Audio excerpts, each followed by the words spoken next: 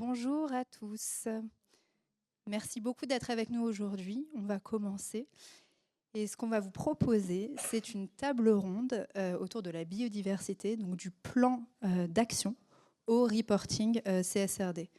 Donc, comme le titre de cette table ronde l'indique, on a deux objectifs aujourd'hui avec vous.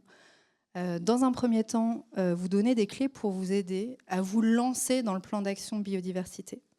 Et évidemment, en filigrane de tout ça, vous présentez les étapes d'un reporting conforme à l'ESRS E4, donc qui est le SRS dédié à la biodiversité, comme vous êtes beaucoup à le savoir, je pense. J'ai l'immense plaisir d'animer cette table ronde avec deux experts du sujet. Nidal Issa, qui est référent technique biodiversité au sein de Socotec, qui accompagne ses clients depuis une dizaine d'années dans l'atténuation de leur impact environnemental.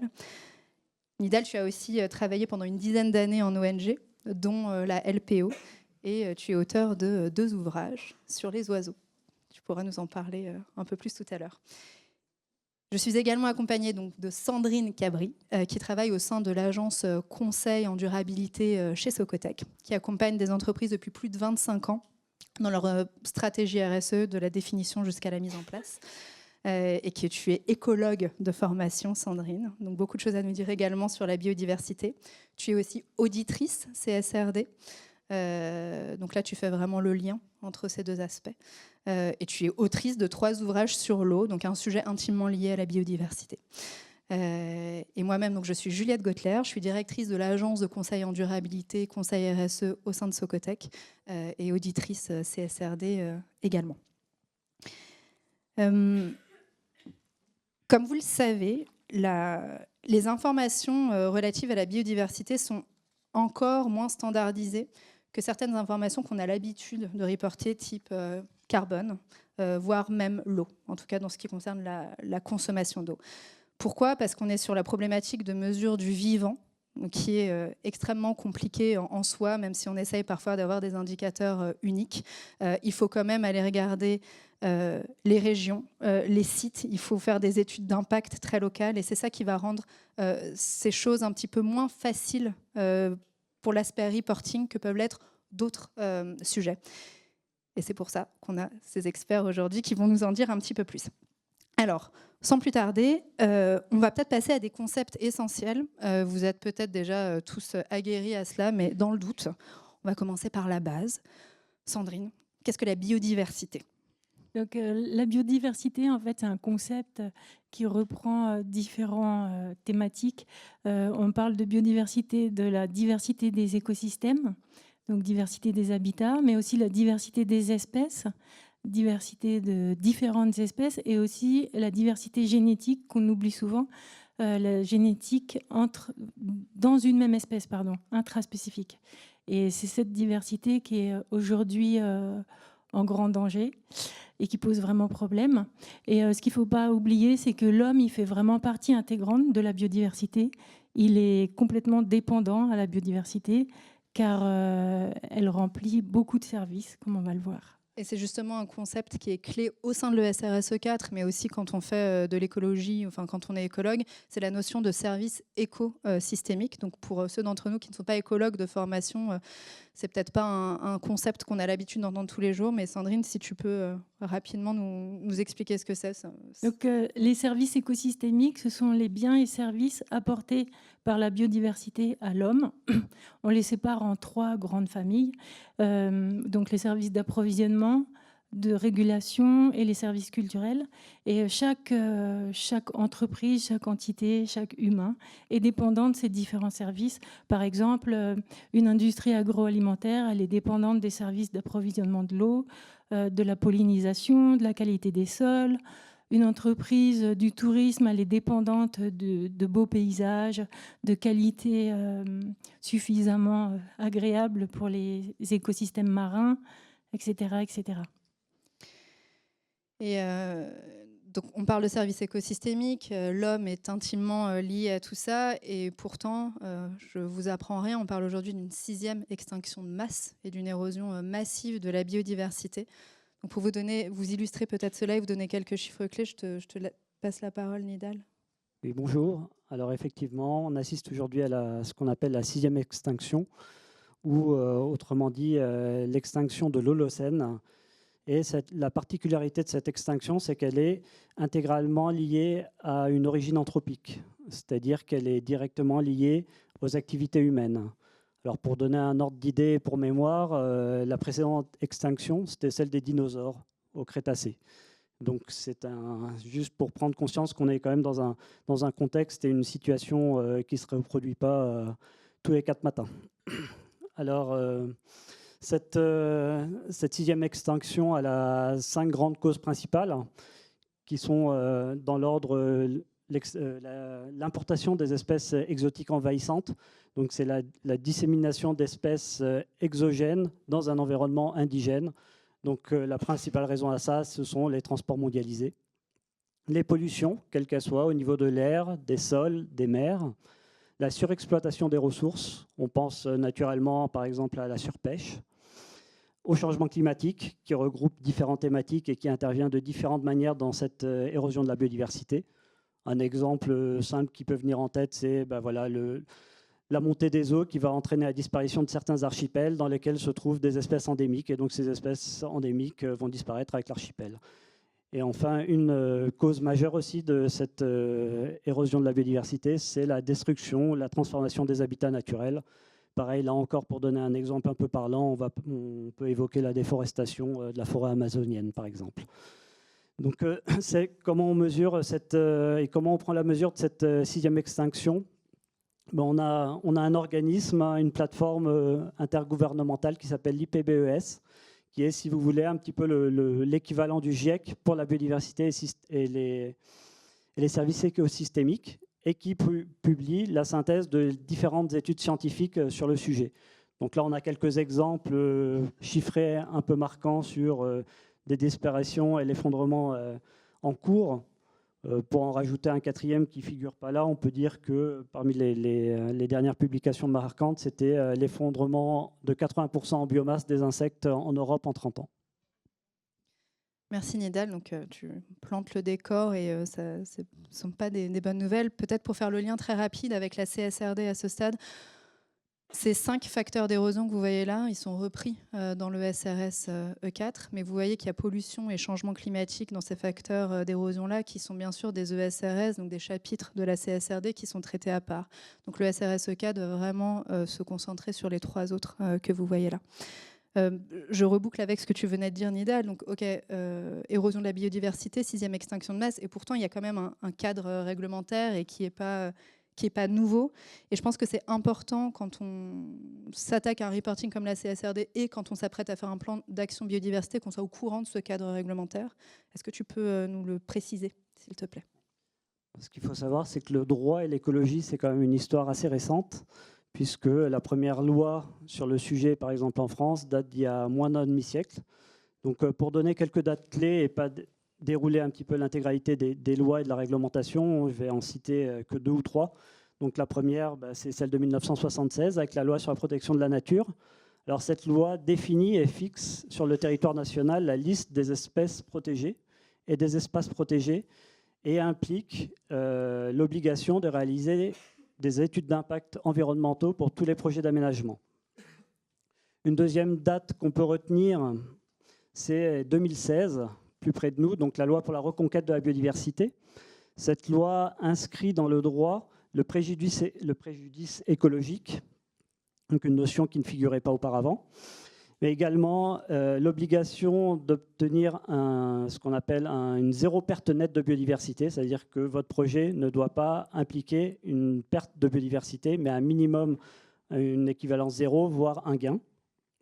Et également, cette loi promeut la valorisation du patrimoine naturel de manière au sens large. Enfin, on peut en dire également un mot puisque c'est tout récent, donc 2024, cette fois-ci à l'échelle européenne, sachant que toutes les lois qui sont prises à l'échelle européenne sont ensuite retranscrites dans le droit français. Donc les passerelles sont très perméables entre le droit européen et le droit français. C'est la loi sur la restauration de la nature, donc qui est une loi très ambitieuse puisqu'elle vise aux horizons 2030 à 2050 à restaurer tous les écosystèmes dégradés d'une part, et deux, la restauration de minimum 20% des terres et des mers de l'Union européenne. Donc quand même un cadre réglementaire qui est assez poussé, mais qui on voit s'accélère ces dernières années. Et à tout cela vient s'ajouter donc la CSRD, qui n'est pas une obligation d'action, comme vous le savez, mais une obligation de divulgation d'un certain nombre d'informations. Et notamment cette ESRS E4 dont un des objectifs est de comprendre comment l'entreprise peut adapter sa stratégie, notamment en conformité avec ce cadre réglementaire que vous voyez là. Et avant toute chose, pour ceux d'entre vous qui sont déjà assez aguerris aux techniques de la CSRD, mais même pour les autres, évidemment, la première étape, ESRS 2, Hiero 1 pour les experts, c'est de bien comprendre et de mesurer ses impacts et ses dépendances vis-à-vis de la nature. C'est quelque chose qu'il faut divulguer pour les entreprises qui sont soumises à l'ESRS 4, mais c'est aussi évidemment la toute première étape quand on veut se lancer dans un plan d'action biodiversité. Il faut déjà comprendre ses impacts et ses dépendances. Donc on va vous proposer justement de se concentrer là-dessus, en sachant que les chiffres, les données qu'on a sont assez parlants, puisqu'on sait aujourd'hui que 72% des entreprises de la zone euro sont dépendantes de façon critique d'un service écosystémique, alors que seul 1% d'entre elles divulguent des informations sur leur dépendance à ces services écosystémiques. Donc on voit qu'il y a un écart quand même assez important. Et pour illustrer un autre écart, on estime aujourd'hui que les entreprises de la zone euro impactent l'équivalent de 60% de l'Europe continentale en termes d'hectares. Alors que seuls 5% de ces entreprises publient des informations sur leur impact sur la nature. Donc on voit que l'exercice ne doit pas être évident, puisqu'il devrait être massivement fait et il ne l'est pas. Donc on va commencer par le tout début. Sandrine, comment une entreprise peut commencer pour identifier donc, ses impacts et ses dépendances vis-à-vis de la nature? Donc, comment faire? La première étape, c'est déjà de cartographier sa chaîne de valeur. Et de cette chaîne de valeur, et la liste, pardon, j'allais l'oublier, très, très important, la liste de tous les sites et les localiser de façon géographique et d'utiliser en fait ces deux cartographies pour analyser les impacts de l'entreprise, de l'activité tout au long de sa chaîne de valeur et ses dépendances.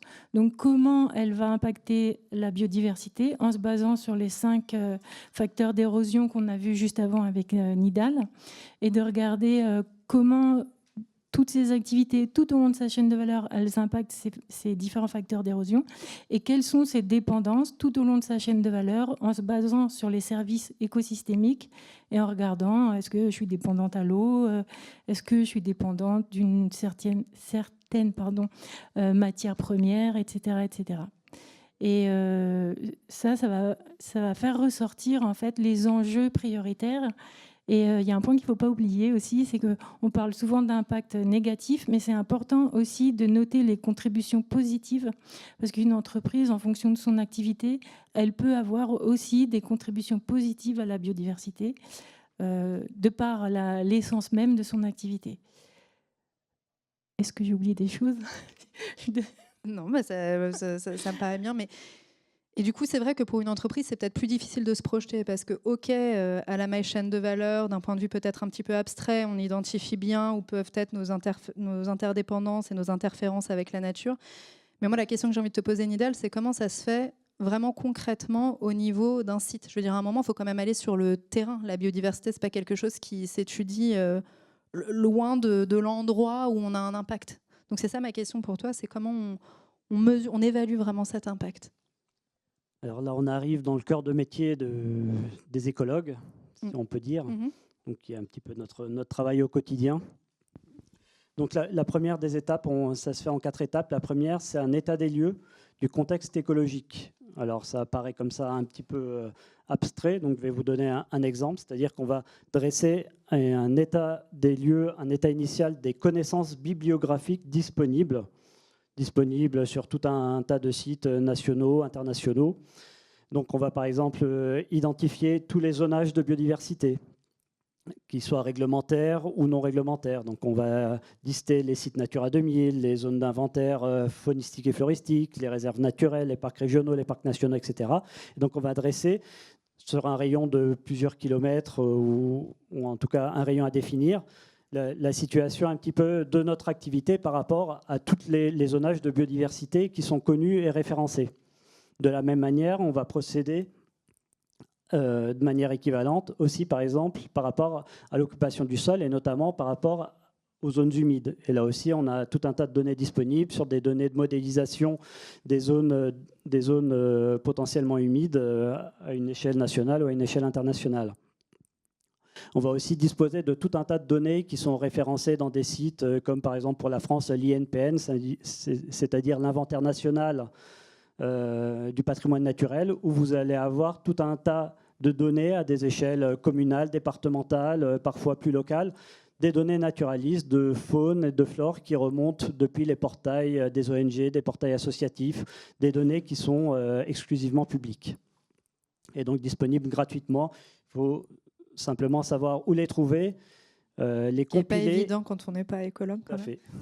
Les compiler et surtout savoir les analyser, les contextualiser par rapport à notre activité. Ensuite, on a le gros du travail qui est l'expertise de terrain. Si on veut, c'est un petit peu l'affinage de cet état des lieux, c'est-à-dire que ça va mobiliser des équipes pluridisciplinaires d'experts qui vont réaliser des inventaires, c'est-à-dire un recensement des espèces présentes à l'endroit des sites concernés et qui fait appel, par exemple, à des botanistes, des phytosociologues, des ornithologues, des herpétologues, des spécialistes en chauves-souris qu'on appelle des chiroptérologues, etc. Et toute cette équipe d'experts va permettre de dresser un inventaire complet et exhaustif de la situation de notre activité et de les mettre en relation avec les corridors écologiques qui auront par exemple été déterminés dans le cadre des trames vertes et bleues, dans les schémas d'aménagement du territoire. Une fois qu'on a fait ça, on a fait le plus dur. Ensuite, on a donc dressé tout un inventaire des connaissances et de la situation du site et des espèces présentes. On va déterminer les enjeux. Alors, les enjeux, c'est très simple.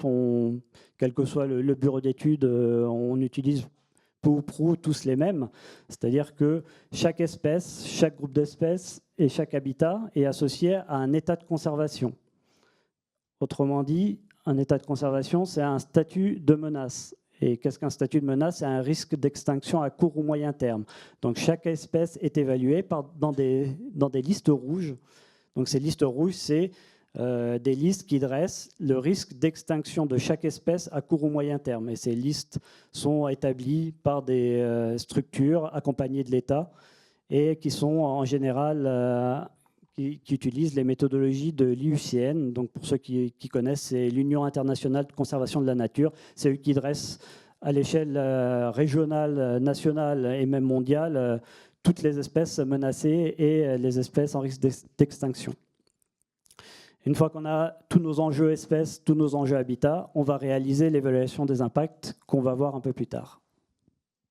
Qu'on va voir maintenant, Nidal. Plus tard maintenant. Plus tard maintenant, parce que en effet, donc une fois que tu as fait toutes ces étapes, l'idée c'est de vraiment ensuite pouvoir évaluer ces impacts et les mesurer, et c'est ce qui va être exigé aussi dans le SRS, et notamment dans le SRS E4-5, sur la partie métrique. On demande des métriques et des métriques assez précises. Et là, c'est quelque chose que tu vas pouvoir justement renseigner, Nidal, avec ces méthodologies. Oui, tout à fait. On ne souhaitait pas faire une présentation très générale, très générique, mais vraiment présenter aussi quelques diapositives techniques pour vous montrer derrière l'expertise, savoir-faire, un petit peu qu'on utilise au quotidien et qu'on n'est pas dans des considérations générales, mais vraiment dans de la pure expertise scientifique, technique en écologie. Donc en fait, l'évaluation des impacts, c'est l'étape la plus dure parce qu'elle fait... Comme l'a dit Juliette en préambule, on a affaire à du vivant, donc ce n'est pas binaire, ce n'est pas du 0-1. Et là, l'expertise, la connaissance de l'écologue est très importante pour réaliser une évaluation fine de ces impacts. Nonobstant, on a quand même des matrices itératives qui permettent d'évaluer ces impacts. Alors, qu'est-ce qu'un impact sur une espèce? Ça va être le croisement de sa sensibilité, des effets de notre activité et de son enjeu, donc de son statut de menace. Alors la sensibilité d'une espèce et sa vulnérabilité à une modification même minime de son environnement. Je vais prendre un exemple qui va parler à tout le monde. Je pense que le pigeon des villes à Paris a une sensibilité très faible, par exemple. Voilà. Et quelle que soit l'activité autour, voilà, il peut s'adapter. À l'inverse, on a des espèces extrêmement spécialisées dont la moindre modification de son habitat peut entraîner sa disparition. Les effets potentiels, donc, ce sont les effets de notre activité qu'on va mesurer en termes d'amplitude, en termes de durée, en termes d'intensité. Et donc tout ça croisé à l'enjeu de l'espèce va nous donner l'impact que l'on fait peser sur cette espèce. Donc par exemple, plus une espèce est menacée, plus elle risque de s'éteindre à court et moyen terme. Et plus les effets qu'on fait peser sur cette espèce sont importants, plus l'impact qu'on aura sur cette espèce est important. Et à contrario, plus une espèce est peu menacée, je reprends l'exemple du pigeon, qu'elle est très commune, qu'elle s'adapte à tout, et que notre impact, l'effet de notre activité sur cette espèce sont faibles, et plus notre impact sur cette espèce sera faible. Et donc à partir de cette matrice, ça permet de dresser nos impacts de manière qualitative et quantitative et de les classifier par rapport à chaque thématique, chaque habitat et chaque espèce. J'ai mis juste un petit peu en exemple donc un papillon qui est menacé et protégé en France, qui est l'azuré des Mouillères, qui a une écologie très particulière, puisqu'il a besoin, c'est un triptyque, donc pour que le papillon puisse se reproduire, il a besoin d'une plante hôte qui est la gentiane, donc il a besoin que d'une seule espèce de plante hôte, et il a besoin d'une fourmi hôte, donc du genre Myrmica, donc pour que les fourmis en fait prennent durant l'hiver en charge les chenilles de ce papillon qui vont passer l'hiver dans la fourmilière et vont ensuite pouvoir sortir. Donc ça, c'est typiquement une espèce qui est très menacée, dont la moindre modification, par exemple, de l'équilibre hydrique des prairies humides où pousse cette gentiane va entraîner une disparition immédiate du papillon. Donc là, on est clairement dans un cas de figure avec une espèce à enjeu très fort et dont, avec une sensibilité très forte et des effets même minimes, peuvent entraîner un impact fort.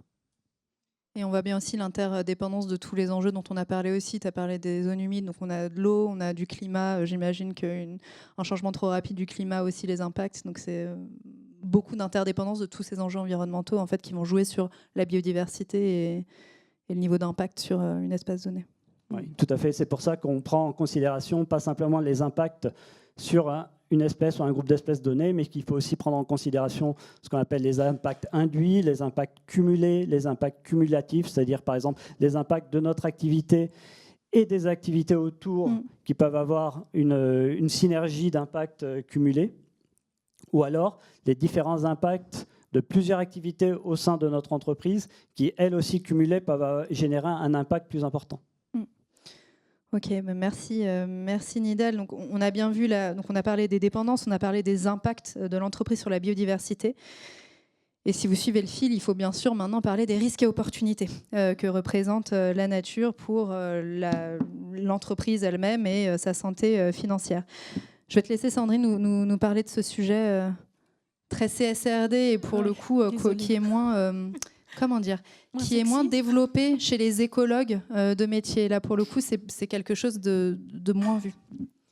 Oui, on constate aujourd'hui que l'ensemble des chaînes d'approvisionnement dans le monde sont confrontées à des perturbations dues à des pénuries de matière, d'eau, d'énergie, à la dégradation des sols, etc. Et tout ça, ça a des répercussions financières. Donc la CSRD, elle vous demande d'identifier les risques et opportunités financiers. Et les risques, ils sont divisés en trois grandes familles, on va dire les risques physiques, de transition et les risques systémiques. Donc les risques physiques, c'est par exemple la disparition d'une espèce. Ça peut avoir des répercussions directes sur un business d'entreprise parce que vous utilisez une essence bien spécifique d'une plante qui, du jour au lendemain, passe en statut d'espèce protégée, on ne peut plus l'utiliser. Les risques de transition, donc c'est des modifications au niveau de la réglementation, mais aussi du marché.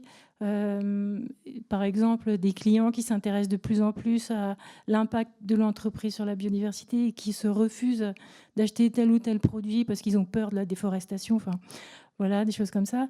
Et le risque systémique, en fait, c'est quelque chose qui va se propager en fait, et qui va impacter toute la chaîne de valeur. et qu'on parle de contagion. Et là, du coup, au niveau financier, ça pose un vrai gros problème. Et puis, les opportunités, donc la CSRD, elle vous demande d'identifier les opportunités financières pour les prendre en main et puis les développer, quoi. Donc, pour améliorer l'efficacité de l'utilisation des ressources. Et puis aussi, ça va permettre par exemple, d'obtenir des prêts avec des taux d'intérêt plus bas, etc. Oui, donc là, on a bien vu, donc on a vraiment fait le lien entre impact, dépendance, risque et opportunité. On l'a lié avec ce qui est vraiment le métier d'écologue et comment ça va participer en fait à toutes ces données qu'on va pouvoir produire. Mais une fois qu'on a compris son impact et qu'on l'a évalué, et pareil pour les risques et opportunités, ce qu'on veut faire, c'est évidemment agir. C'est la compréhension, c'est bien, mais maintenant, il y a un plan d'action à avoir. Et Nidal, je vais me tourner vers toi. Je vais te demander comment tu accompagnes tes clients pour construire un plan d'action en faveur de la biodiversité. Oui.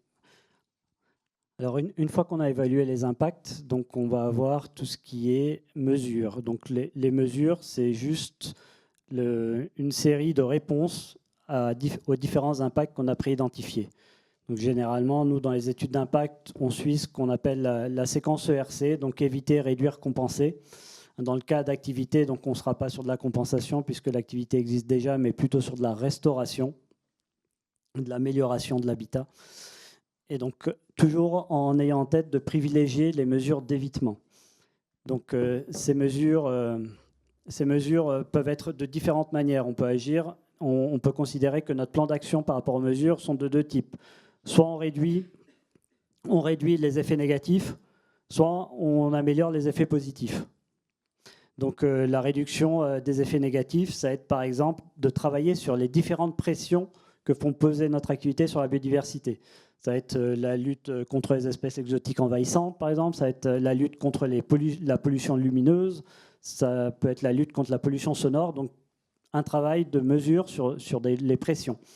On peut travailler aussi à une échelle plus globale, multisite, multi-activité. C'est par exemple l'entretien des espaces verts. C'est une mesure qui paraît simple comme ça, mais qui fonctionne très bien, qui est très efficace, avec une gestion raisonnée des espaces verts, avec l'arrêt d'intrants, l'arrêt de pesticides, mettre 2-3 chèvres dans un coin, ça on le voit de plus en plus, et puis hop, c'est parti. Hein. Et ensuite, vous avez des mesures plus positives, donc on va améliorer l'habitat, les micro-habitats, ou alors travailler sur les espèces en recréant des conditions favorables pour des espèces patrimoniales qui sont présentes sur notre site ou juste à côté. Donc voilà, ce qu'il faut savoir, c'est que notre plan d'action, c'est juste des réponses en termes de mesures concrètes qu'on met en face de chaque impact qu'on a identifié. Nidal, du coup, pour une illustration vraiment de cas concrets, tu voulais nous parler des chauves-souris. Oui, alors c'est une petite étude récente qu'on a fait au sein de Socotec, et donc pareil pour rendre la chose très concrète. Donc c'était une entreprise, je ne me rappelle plus laquelle, qui se situait dans un contexte avec, vous voyez, ce que je vous ai défini tout à l'heure, comme on analyse le contexte écologique, bibliographique. Donc là, on voit que l'entreprise qui est au centre, sur la photo de gauche, est encadrée par différentes zones de biodiversité qui sont des sites Natura 2000. Et ces sites Natura 2000 avaient notamment été désignés pour leur importance pour l'accueil de chauves-souris, de différentes espèces. Donc le premier travail qu'on a fait, c'est une expertise terrain avec un expert en chauve-souris qui allait recenser les différentes espèces qui fréquentaient le site concerné, évaluer les niveaux d'activité de ces chauves-souris. Ensuite, on a fait tout un travail avec nos collègues des cités sols pollués, il me semble, sur les mesures des différents lampadaires et de mesurer un petit peu la luminosité et l'intensité de cette luminosité sur le site, puisqu'on sait que la lumière impacte directement les chauves-souris par effet d'aversion, c'est-à-dire de répulsion. C'est la photo que vous voyez au milieu. Donc, on a fait une analyse statistique par crigeage. Hein, donc, c'est de la modélisation statistique qui permet de voir que le site, quand même, qui est totalement en jaune par rapport à un environnement qui est plutôt bleu, donc qui est plutôt obscur, on permettait de voir directement l'impact que faisait peser cette activité sur les chauves-souris. Et derrière, donc, on a mis en place un plan d'action avec une réduction de cette pollution lumineuse. Ça passait par la modification de certains éclairages, l'extinction de luminaires qui n'étaient pas nécessaires, aussi modifier leur orientation pour que ça pénalise moins les chauves-souris dans leurs déplacements. Et l'entreprise en question est même allée plus loin en aménageant des gîtes à chauves-souris sur son site. Donc voilà un exemple concret de mesures qui peuvent être prises, qui ne sont pas si contraignantes que ça d'un point de vue financier, voire même, je pense que l'entreprise a y gagné puisqu'elle a diminué aussi sa consommation énergétique en faisant une action en faveur de la biodiversité. Ouais, donc vraiment gagnant-gagnant, et on voit qu'on est sur du très concret en fait, qu'on n'est pas obligé de penser à des solutions hyper compliquées, hyper complexes. Parfois, on en a besoin évidemment, mais sur la biodiversité, ce que tu disais, Nidal, c'est que des petites actions en fait locales peuvent avoir beaucoup d'impact. On n'y pense pas parfois. On se dit que ça doit être tout de suite très compliqué, mais en fait, pas vraiment. Et donc, qui dit plan d'action dit aussi des cibles. Évidemment, on fait des actions pour pouvoir atteindre des choses. Et dans l'ESRS E4.5, les cibles c'est une famille d'informations qu'il faut divulguer et où la CSRD a des choses très précises à dire à ce sujet. Qu'est-ce que tu peux nous en dire, Sandrine ? Alors, donc, effectivement, il faut définir des cibles. Ces cibles, elles doivent être logiquement, ça paraît logique, mais il faut quand même le préciser, en lien avec les impacts et dépendances qui ont été identifiés au préalable et également les risques et opportunités. Ces cibles, elles doivent être, si possible, reliées à des seuils écologiques. Et si vous définissez des seuils écologiques, la méthode de définition de ces seuils, elle doit être explicitée. Ensuite, ces cibles, dans la mesure du possible, elles doivent être alignées avec le protocole de Koenig-Montréal, qui a 25 grandes cibles. Donc, quand vous choisissez des cibles, il faut dire si on va être aligné ou pas avec le protocole ou d'autres réglementations européennes. Il faut aussi expliquer la portée géographique des cibles et dire dans quelle mesure on va les classer, en fait, si c'est dans la séquence éviter, réduire, compenser ou restaurer. Et il y a beaucoup d'outils de mesure qui existent. Il y a beaucoup d'indicateurs différents en termes de biodiversité. Il y a un peu de tout. Il y a beaucoup d'indicateurs qui sont bien connus des écologues, qui sont des indicateurs réglementaires, par exemple dans les documents d'urbanisme. Mais on a aussi des labels comme le label Biodiversity ou EFI-Nature qui, dans leurs standards, en fait, proposent des indicateurs. Et puis, il y a d'autres outils de mesure, notamment développés par le Muséum d'histoire naturelle qui s'appelle le STAR, mais qui est vraiment spécifique pour mesurer des actions en lien avec la restauration d'espèces protégées. Bon, si vous avez des questions, on pourra y répondre, parce que ce serait trop long de développer. Mais juste, j'ai oublié de vous dire une chose. Tout à l'heure, quand je vous ai parlé de la cartographie, de la chaîne de valeur et d'identifier de façon très macro quels sont les impacts et les dépendances. Et il y a un outil qui est en open source qui est vraiment très intéressant, qui s'appelle la base de données Encore. Et on peut trouver beaucoup d'informations en fonction des sites géographiques sur les hotspots de biodiversité ou même de stress hydrique. Enfin, c'est vraiment très intéressant de commencer par là, après d'aller dans le détail et puis regarder au cas par cas quand il y a des vrais risques sur la biodiversité, d'aller faire des études plus précises, comme Nidal vous a expliqué. Et pour reprendre de la hauteur aussi, tout ça, ça s'imbrique dans une politique aussi de l'entreprise, une politique d'engagement, une politique biodiversité qui est aussi, elle, est une demande de publication au sein de la CSRD. Oui, effectivement. Donc, si la biodiversité, c'est un enjeu matériel, un enjeu pertinent pour l'entreprise, elle doit l'intégrer dans sa stratégie globale. Donc, on va vérifier, là je dis on, en tant qu'auditeur, on va vérifier que ça fait vraiment partie de la stratégie de l'entreprise. Il y a des exigences en termes de rédaction de politique dans le SRS, donc c'est le SRS 2 MDRP. Mais en gros, ça dit qu'il faut que la politique elle soit appropriée au plus haut niveau, qu'elle soit communiquée, etc. Mais il y a des exigences aussi qui sont propres à la biodiversité, et notamment on demande la traçabilité des produits, des matières premières à fort impact, et d'où l'intérêt de travailler sur sa chaîne de valeur et de bien comprendre sa chaîne de valeur, de bien identifier les impacts et dépendances. Il y a aussi une exigence en matière de gestion, surveillance et communication. Donc, si vous avez identifié des risques sur certains points de biodiversité, certains secteurs, certaines activités, comment vous allez gérer, comment vous allez mesurer et comment vous allez surveiller. Donc tout ça, ça doit être défini dans la politique. Et il y a un point aussi qu'on oublie souvent, il y a toutes les conséquences sociales liées aux impacts de l'entreprise, enfin de l'activité de l'entreprise sur les communautés locales, sur la partie sociale. Ça, c'est des choses aussi qu'il faut intégrer dans sa politique. Donc, ça veut dire qu'il faut avoir travaillé sur l'analyse des impacts. Voilà. Et puis, dernier point, la politique, elle doit dire si elle fait référence, enfin, s'il y a une politique spécifique sur les sites, pour les sites à proximité des zones sensibles, pour la partie déforestation, est-ce qu'il y a un engagement par rapport à la déforestation, les océans, les mers, et puis sur la partie foncière agricole, en gros, comment on s'engage à ne pas changer l'usage des terres, quoi. Voilà. Ok, et du coup, si on résume là, le fil rouge depuis tout à l'heure, donc au début, on comprend notre impact, d'accord, on comprend, on l'évalue, puis ensuite vient le plan d'action et comment ça s'intègre dans une politique plus générale de l'entreprise. Et la dernière étape, évidemment, c'est la divulgation, la publication à proprement parler de la CSRD, donc avec un certain nombre de points de données qui sont organisés dans différents chapitres, comme tous les chapitres, comme tous les ESRS. Je préfère qu'on se garde un petit peu de temps pour des questions et j'espère des réponses. Donc je vais pas aller dans trop de détails, mais un message important, c'est que le SRSE 4 elle est complexe. Elle demande une préparation minutieuse. C'est-à-dire qu'il y a vraiment, vous voyez, des études d'impact qui doivent être faites, donc ça ne se fait pas du jour au lendemain.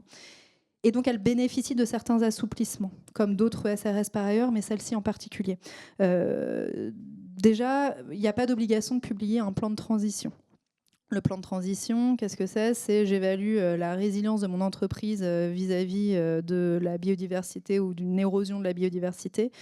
Et je vois à quel point je peux m'adapter et quel plan je mets en place pour pouvoir m'adapter plus. Donc ça, ce n'est pas obligatoire. Les effets financiers d'un risque lié à la biodiversité peuvent être omis la première année complètement et être seulement qualitatifs les 2 années suivantes de publication de la CSRD. Et enfin, les entreprises de moins de 750 salariés sont complètement exemptées de cette ESRS. Donc vous voyez, il y a des sortes d'assouplissements, alors ce qui ne veut pas dire qu'il ne faut pas faire évidemment, mais voilà, quand on regarde vraiment d'un point de vue auditeur et ce qui est obligatoire, c'est important de le savoir. Est-ce que Nidal, tu as quelques mots de conclusion sur lesquels vous voudriez terminer avant de passer aux questions, éventuelles questions? Oui, moi juste pour finir sur une note positive, parce qu'on a commencé quand même avec du lourd en termes d'éléments déprimants. Je suis naturaliste, écologue de métier, mais aussi de passion. Je suis président d'une association de protection de la nature dans mon département. On fait énormément de choses. Et puis, ce qu'on se rend compte, c'est que, mine de rien, même s'il y a cet effondrement de la biodiversité, où on a l'impression qu'on peut quasiment rien faire parce que ça nous dépasse complètement, quand même, avec des actions locales, on voit quand même qu'il y a une belle résilience de la biodiversité, y compris des espèces très compliquées à faire revenir. Et puis, en tout cas, moi, personnellement, c'est quand même quelque chose qui m'anime et qui me fait tenir de voir qu'avec des actions concrètes, même très locales, de restauration d'habitat, de restauration de milieux, une fois qu'on a la connaissance scientifique qui permet de garantir que les mesures mises en place permettent de faire revenir cette biodiversité, en fait, finalement, on peut la faire revenir, en fait. Voilà, pour finir sur un point positif. Ouais, merci Nidal, parce que parfois ça fait un peu peur. Mais merci beaucoup. Est-ce que vous avez des questions que vous voudriez poser à nos experts ? Vous êtes juste devant moi, donc est-ce que je peux vous demander de parler dans le micro, hein, c'est ça ? Parce que sinon on n'entend pas. Je crois que c'est ce qu'on m'a demandé. Pardon. Ouais, désolée. Alors, bonjour Merci. à tous. Bonjour. Ma question, c'était par rapport aux définitions des cibles. Donc, vous avez parlé de seuil écologique. Oui. C'est ça. Est-ce que on parle là des limites planétaires ou c'est autre chose ? Si c'est autre chose, est-ce qu'on peut avoir des exemples de seuil écologique? Voilà, merci. Bah, je vais laisser plutôt. C'est encore un autre concept que les limites planétaires, mais qui sont un concept lié. Et c'est un concept vraiment d'écologue. Donc je vais laisser Sandrine et Nidal vous donner plus de détails. En fait, c'est vraiment au cas par cas. Donc ça va être en fonction des actions, surtout en fonction des impacts que vous avez sur la biodiversité. Et des actions que vous allez mettre en place, de voir si vous avez un seuil à atteindre. Et dans ce cas-là, si vous vous fixez un seuil à atteindre, il faut expliquer comment vous définissez la méthodologie de calcul et tout ça. Alors, un exemple, là, vite fait, je réfléchis. Je sais pas, par exemple, un forestier, quand on fait de la forêt, on coupe des arbres et pour améliorer la biodiversité, on peut laisser des arbres in situ, des souches et tout ça. Et donc, en fait, ce que demande la CSRD, c'est d'arrêter de dire ouais, ce que je fais, c'est super, regardez. Non, mais là, on veut des faits concrets, transparents, clairs. Et donc, dire oui, je laisse un arbre ou une souche tous les je sais pas combien d'hectares. Ok, mais du coup, c'est quoi mon seuil? Où je veux aller? À quoi je me réfère? Est-ce que, je sais pas, ça peut être la population d'insectes et de se dire, je sais pas, tu disais 80% de disparition d'insectes. Moi, sur ma forêt, je veux qu'on augmente de 20%. Et du coup, c'est se définir ce seuil-là. Oui, c'est en lien forcément avec les indicateurs de suivi, mais c'est où je veux aller et qu'est-ce que je me définis. Oui, je pense que quand ils ont rédigé la CSRD, il y avait un peu de ça. C'est effectivement avoir des objectifs qui ressemblent un peu au carbone. Bon, on a été très clair dans l'eau, je sais, pour le SRSE3, ouais. le seuil écologique, où Sarah Pasquier, c'est une de nos expertes. Oui. Dans l'eau, c'est facile parce qu'en fait, il y a des réglementations qui disent on veut atteindre telle qualité écologique à 2030, 2027, je ne sais plus. Et on n'y est pas. Mais du coup, c'est plus facile. Tandis que là, vraiment, sur la partie biodiversité, c'est vraiment au cas par cas, quoi, en fonction de l'activité, du milieu, de l'espèce ou de l'habitat qui va être touché. C'est dur de trouver. Surtout qu'il y a très peu de gens, en fait, qui le font, qui utilisent la biodiversité, qui en parlent dans leur stratégie. Du coup, c'est dur de trouver des exemples. 5% des entreprises, pour rappel. Merci. Il y avait d'autres questions, je crois. Oui, bien sûr. Oui, désolé.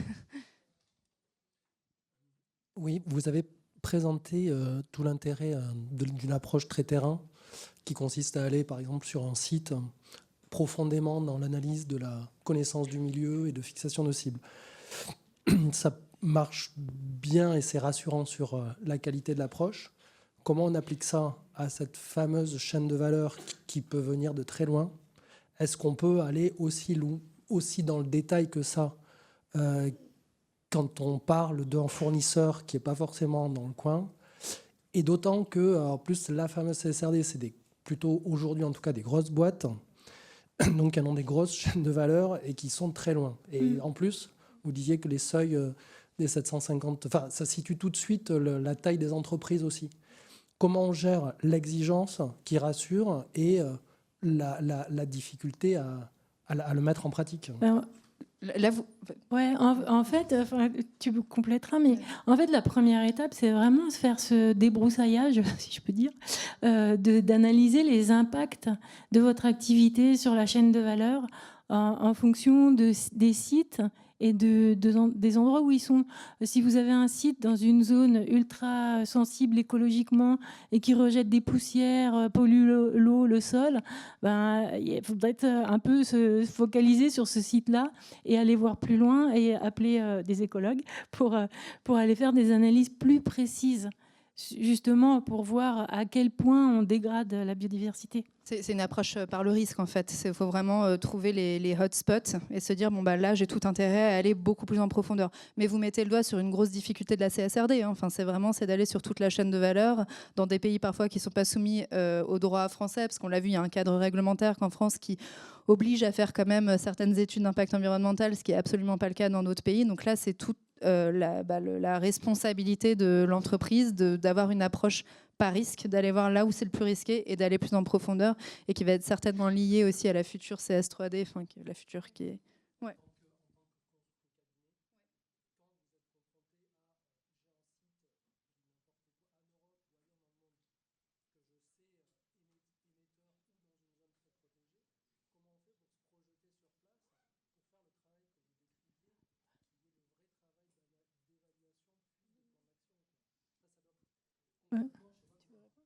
Nous, on a des écologues partout.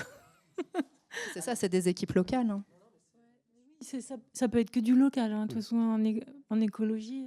Il y a les équipes locales et puis, comme on a dit en préambule, il y a quand même tout ce travail d'analyse des données bibliographiques disponibles. C'est-à-dire que sans aller sur place, on sait où on a les couches cartographiques de la localisation des réserves naturelles, des prélocalisations des zones humides potentielles.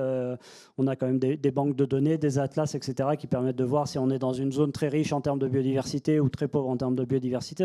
Déjà, ça donne une idée assez précise, sans même rentrer dans le détail, du contexte écologique. Est-ce que vous avez d'autres questions? Je suis désolée, j'ai pas l'heure. Bon, on a un peu dépassé, donc je ne sais pas si vous vouliez une dernière question. Ou...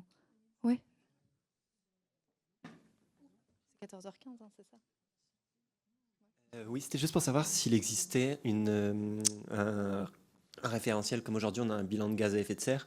Est-ce qu'il existe aujourd'hui un référentiel un peu commun sur un bilan de biodiversité, quelque chose qui permet de mesurer et de comparer les entreprises entre elles sur ce sujet? Non. Non. En fait, alors il y a beaucoup. Alors en plus là, vous avez deux écologues qui sont. En fait, il y a beaucoup de choses, mais qui mesurent des choses différentes. Donc déjà, on ne peut pas comparer. Il y a un outil qui existe, bon voilà, qui coûte très cher et qui est très long et qui est très complexe. Et pas de nom, Sandrine. Je ne donnerai pas le nom. En tant qu'ingénieur écologue, je n'y crois pas. Mais il y a plein d'autres choses qui existent. Il y a plein de choses qui sont gratuites. Enfin, je pense qu'en termes de biodiversité, il y a l'expertise qui est ultra importante. Et le vivant, c'est tout le temps, ça bouge tout le temps. Enfin, la première diapo, on vous a montré, c'est la diversité génétique, l'outil, les outils les plus connus dans la finance. Et ils ne mesurent pas ça.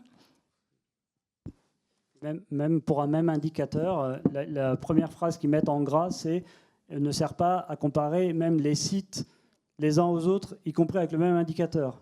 Donc c'est vraiment, à chaque fois, on est sur des choses très... on n'est que sur du cas particulier, ce qui rend la chose très difficile. Merci beaucoup à tous. Il est 14h15 passé, donc on va vous laisser. Merci beaucoup. Merci.